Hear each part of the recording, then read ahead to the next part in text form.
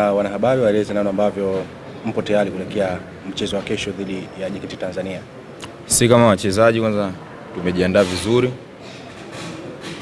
Tumesikiliza maelekezo ya mwalimu, kitu ambacho atataka kwenye mchezo wa kesho.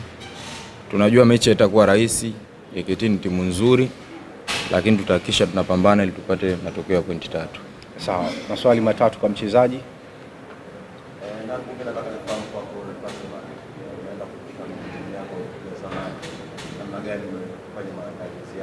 Wachezaji wengi ambao wanakufahamu ubora na uwezo wako na mazoezi yako kwa sababu umetrain nao wewe pamoja na mchezo wako, lakini kwa ujumla katika eneo la ulinzi tunataka kuhakikisha kwamba hamruhusu timu yenu labda kufungwa bao, kwa sababu timu ambayo JKT inapata bao kwenye mchezo wake mbali. Kikubwa kama nilivyosema, cha kwanza lazima tufuate maelekezo ya mwalimu.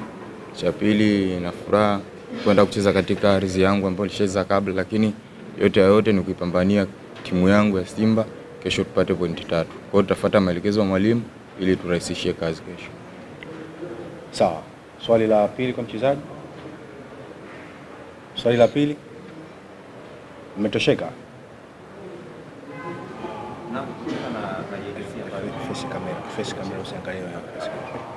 Kwa binafsi kama ukipata nafasi ya kuwakilisha na kuwakilisha wachezaji wengine katika eneo la ulinzi, inaweza kukuia urahisi kwa sababu unajua aina ya uchezaji na baadhi ya wachezaji kikubwa ni kupambana na kujituma kesho.